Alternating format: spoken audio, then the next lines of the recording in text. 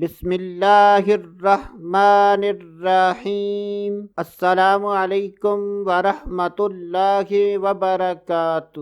آج کی اس ویڈیو میں بات کریں گے قرآن مجید کی صورت سے ہر مشکل و پریشانی کا روحانی علاج۔ اس صورت کو زبانی یاد کر لیں اور کوشش کریں کہ روزانہ 3 مرتبہ اس صورت کی تلاوت کریں اور ذہن میں اپنی مشکل و پریشانی رکھیں۔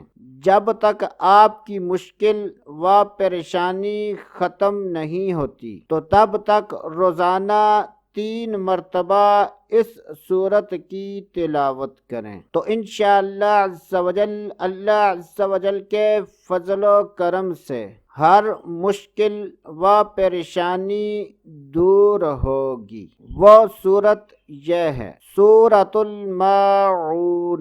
ارأیت الذی یکذب بالدین فذلک الذی یدع الیتیم ولا یحض علی طعام المسکین فویل للمصلین الذین هم عن صلاتهم ساہون الذین هم یراؤون ویمنعون الماعون۔